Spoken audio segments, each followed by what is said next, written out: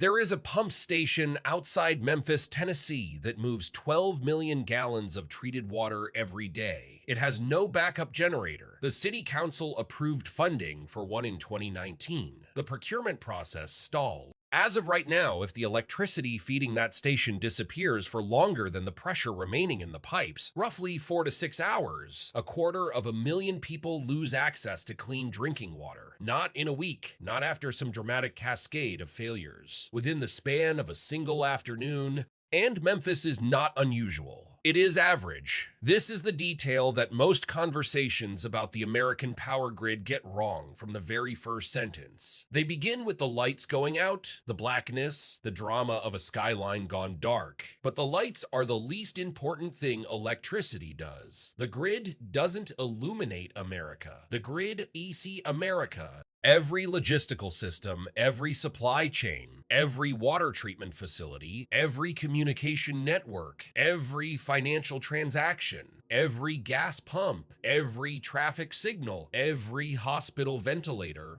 every refrigerated truck carrying insulin across Nebraska at 2 in the morning. All of it rests on the assumption that electrons will continue to flow through a network that was largely engineered before the first human being walked on the moon. That assumption has held for decades. It will not hold forever. And the question embedded in this video's title, what happens if it goes down, is not actually a hypothetical. It is a planning scenario that the Department of Defense, the Department of Energy, and the Federal Emergency Management Agency have wargamed repeatedly. Their conclusions are not classified. They are simply not discussed in public with the specificity they deserve. So let's correct that. First, you need to understand what the grid actually is, because the terminology itself conceals a vulnerability. There is no single American power grid. There are three. The Eastern Interconnection covers everything from the Rockies to the Atlantic coast. The Western Interconnection handles the territory from the Rockies to the Pacific, and then there is Texas, which operates its own isolated grid, ERCOT, largely because Texas opted out of federal regulation decades ago by refusing to transmit power across state lines. These three systems are connected to each other at only a handful of points through devices called DC ties. In practice, they function as three separate nations of electricity, each with its own frequency, its own load balancing logic, its own failure modes. This matters because the nature of a grid failure depends entirely on which grid fails, how it fails, and whether the failure is recoverable within a specific window of time. And that window is far narrower than most people imagine. Consider what actually happens inside a power grid during normal operation. At every single moment, the amount of electricity being generated must precisely match the amount of electricity being consumed, not approximately. Precisely, if generation exceeds demand, the frequency of the alternating current rises. If demand exceeds generation, the frequency drops. The target is 60 Hz, and the tolerance is extraordinarily tight.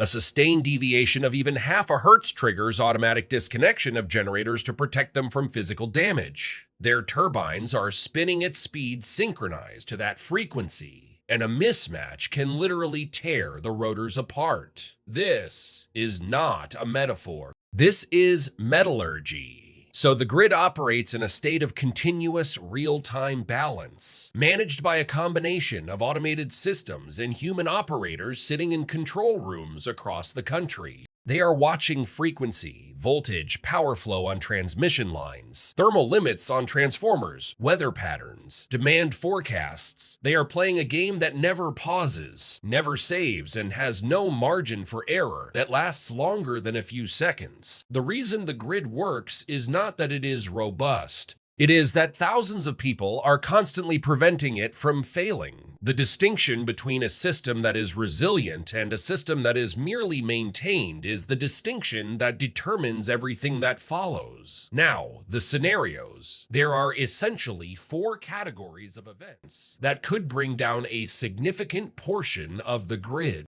Each operates on a different timescale and leaves a different kind of damage. The first is a cascading mechanical failure. This is what happened on the 14th of August, 2003, when a software bug in an alarm system at First Energy Corporation in Ohio prevented operators from noticing that 3 high-voltage transmission lines had sagged into overgrown trees and tripped offline. The load those lines carried shifted onto neighboring lines, which then overloaded and tripped, which shifted their load further, and within 90 minutes, 55 million people across 8 states and the Canadian province of Ontario lost power. Hospitals switched to generators, water systems lost pressure, cell networks collapsed within hours as battery backups at tower sites drained. New York City went dark. The economic cost was estimated at $6 billion, and the cause was, at its root, an unpruned tree and a software glitch. The 2003 blackout lasted, in most areas, between 12 and 36 hours. It was recoverable because the physical infrastructure, the generators, the transformers, the transmission towers, was undamaged. The failure was operational, not structural. This distinction is everything. An operational failure means the system is intact but out of balance. You can restart it. A structural failure means components are physically destroyed, and now you are no longer in the business of restarting a grid. You are in the business of rebuilding one, which brings us to the second category, physical attack. On the 16th of April 2013, shortly before 1 in the morning, someone walked up to the perimeter fence of the Metcalfe transmission substation in San Jose, California, and opened fire with a high-powered rifle. They knew exactly what they were doing. They targeted the oil-filled cooling systems of 17 large transformers. The oil drained. The transformers overheated. The attackers fired over 100 rounds in 19 minutes, then vanished before police arrived. The damage took 27 days to fully repair. The grid did not collapse that night only because operators at Pacific Gas and Electric managed to reroute power from other sources quickly enough to compensate. But here is what makes Metcalfe a planning scenario rather than just a crime story. John Wellinghoff, the chairman of the Federal Energy Regulatory Commission at the time, later stated publicly that a coordinated attack on as few as 9 critical substations out of roughly 55,000 total substations in the country could cause a coast-to-coast blackout lasting months, not days. Months. Because of the transformers. Large power transformers are the component of the grid that almost nobody outside the utility industry thinks about, and they are the component that determines whether a grid failure is a temporary inconvenience or a civilizational crisis. These are not the gray metal boxes you see on residential streets. These are custom-engineered devices, the size of small houses, weighing between 100 and 400 tons each, filled with tens of thousands of gallons of mineral oil, designed to step voltage up or down at critical nodes in the transmission network. The United States has roughly 2,000 of them in service. The domestic manufacturing capacity is approximately 1 per M-onth, perhaps slightly more. The rest are imported, primarily from South Korea, Germany, and India. Lead time for a custom-built large power transformer from order to delivery is between 12 and 24 months. They cannot be mass-produced. They cannot be airlifted. They must be transported by specialized rail cars, of which there are fewer than 40 in the entire country. Sit with that arithmetic for a moment. If a hostile actor, a nation-state, a coordinated non-state group, managed to destroy or permanently damage even 200 of these transformers simultaneously, the replacement timeline would extend beyond a decade. During that decade, portions of the American grid would simply not exist. Not be degraded, not be operating at reduced capacity, would not exist. The third scenario is cyber attack. In December 2015, Russian military hackers, later identified as the GRU unit known as Sandworm, remotely accessed the control systems of 3 Ukrainian power distribution companies and opened the breakers feeding electricity to 230,000 people. The operators watched on their screens as cursors moved without human input, clicking through menus and disconnecting circuits. Power was restored within 6 hours, but only because Ukrainian operators were able to switch to manual control at substations, a capability that much of the American grid has engineered out in favor of full automation. The following year, Sandworm deployed a more sophisticated attack against a transmission-level substation in Kyiv using a malware package called Indestroyer, which was designed specifically to speak the communication protocols used by grid equipment. It caused a blackout lasting roughly an hour. The consensus among American intelligence analysts is that the Ukrainian attacks were calibration exercises. Proof of concept, the techniques demonstrated are directly applicable to the North American grid, which runs on identical or closely related protocols. The fourth scenario is the one that carries the largest scale and the least political ambiguity. A geomagnetic disturbance. In 1859, a solar coronal mass ejection struck Earth's magnetosphere in what is now called the Carrington event. Telegraph systems across North America and Europe failed. Some telegraph operators reported receiving shocks. Telegraph paper caught fire. The auroral display was visible in the Caribbean. In 1859, the electrical infrastructure of civilization consisted of telegraph wires. Today, it consists of everything. A National Academy of Sciences study estimated that a Carrington-class event striking the modern grid could cause damage on the order of $1 to $2 trillion and leave portions of the country without power for 4 to 10 years. The probability of such an event occurring in any given decade is estimated at roughly 12%. In July 2012, a coronal mass ejection of Carrington-class intensity passed through Earth's orbital path. Earth had been in that exact position 9 days earlier, so these are the scenarios. Now the question becomes, what actually happens to 330 million people when the electricity stops? The answer unfolds in layers of dependency that most people have never consciously traced. The first layer is communication. Cell towers have battery backups rated for between 4 and 8 hours. After that, mobile phone networks go silent. Landlines. The copper ones draw their power from the telephone exchange and will survive longer, but the exchanges themselves run on diesel generators with fuel supplies measured in days.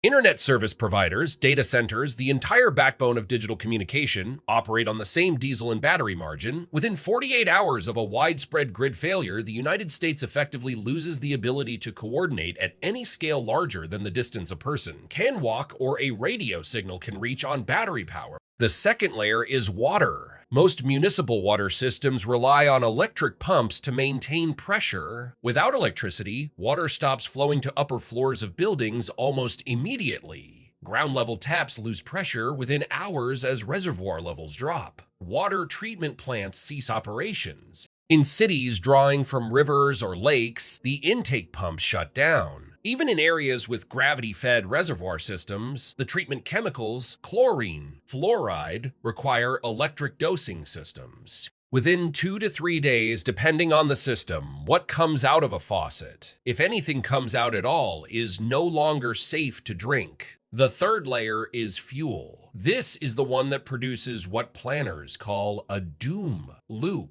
Natural gas, which heats roughly half of American homes and powers roughly 40% of American electricity generation, moves through pipelines pressurized by compressor stations. Those compressor stations are powered by electricity. When the grid fails, the gas pressure drops. Gas-fired power plants that were supposed to help restart the grid cannot operate because the gas they need requires a grid that no longer exists to deliver. Gasoline and diesel exist in underground storage tanks at filling stations across the country, but the pumps that lift fuel from those tanks to a vehicle's tank are electric, no grid, no pumps, no fuel. And without fuel, the backup generators keeping hospitals, water systems, and emergency services alive begin to go silent one by one, their tanks emptying into a supply chain that no longer functions. The fourth layer is food. The American food system operates on a just-in-time logistics model. The average grocery store carries roughly 3 days of inventory. Resupply depends on refrigerated trucks, which depend on diesel, which depends on electric pumps. The warehouses those trucks load from are temperature-controlled environments. The processing plants that supply the warehouses require electricity for refrigeration, sanitation, and packaging. The farms that supply the processing plants rely on electric milking machines, irrigation pumps, grain dryers, and increasingly GPS-guided automated equipment. The food does not stop existing. The corn is still in the field. The cattle are still alive. But the system that converts raw agricultural output into packaged food on a shelf 3,000 miles away is an electrical system. And without the grid, it disintegrates into its component parts, none of which function independently at the scale required to feed 330 million people. The fifth layer, and this is the one that the wargamers spend the most time on, is social order.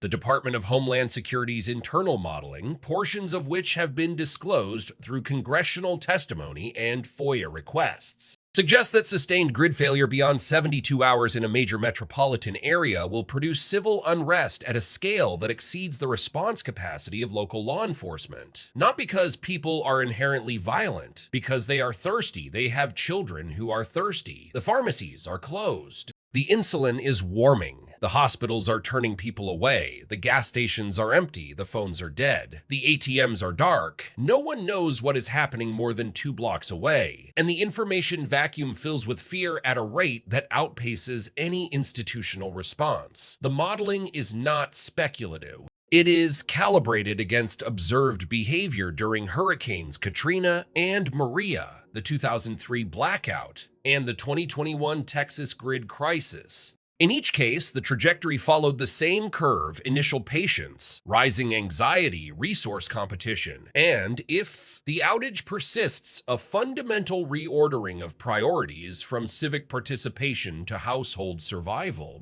The difference between a 3-day blackout and a 3-week blackout is not a difference of degree. It is a difference of kind. At 3 days, you have an emergency. At 3 weeks, you have a migration. People begin to leave. Not in an organized evacuation, because organized evacuation requires communication, fuel, and functioning transportation infrastructure, but in a disordered, self-directed movement toward wherever they believe conditions are better. The historical term for this is refugee flow, and the United States has no domestic plan for managing it at the scale a prolonged grid failure would produce. And here is the strategic paradox that sits at the center of all of this. The very features that make the American grid so efficient, its interconnection, its automation, its just-in-time optimization, its reliance on a small number of critical components, are the features that make it fragile. Efficiency and resilience are not the same thing. In many cases, they are opposites. A resilient system has redundancy, slack, excess capacity, local self-sufficiency. An efficient system has eliminated all of those things because they cost money. The American grid is one of the most efficient electricity delivery systems ever constructed.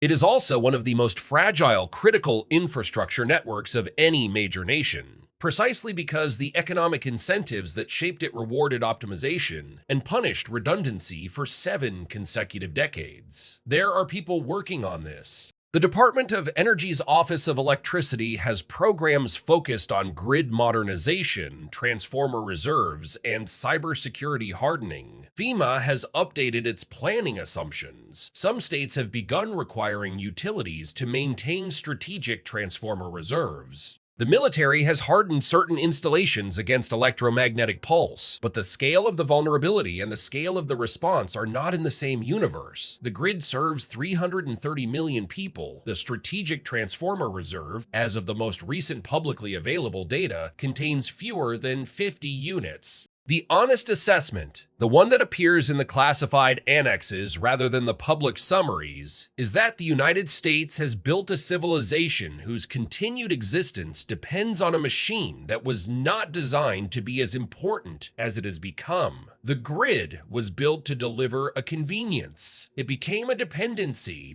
And then it became an assumption so deep that the systems built on top of it, water, food, fuel, finance, communication, governance, no longer contain the capacity to function without it. Not for long, not at scale. So when someone asks what happens if America's power grid goes down, the precise answer depends on how it goes down, how much of it goes down, and for how long. A regional outage lasting hours is an inconvenience. A multi-state outage lasting days is a crisis. A nationwide outage lasting weeks is something the modern United States has never experienced, has not adequately prepared for, and, according to its own government's assessments, may not fully recover from in the form that existed before the lights went out. The grid is running right now. The frequency is holding at 60 hertz. The operators are watching their screens. The transformers are humming in their oil baths in substations behind chain link fences along roads you drive past without noticing. And somewhere, a tree is growing toward a power line. A hacker is probing a firewall. The sun is cycling toward its next maximum. The math has not changed. The question is not whether the grid can fail. The question is whether, when it does, the failure will be the kind you recover from in a weekend, or the kind that rearranges the map of what is possible in the most powerful country that has ever existed. That question does not have an answer yet. But it will, eventually it will.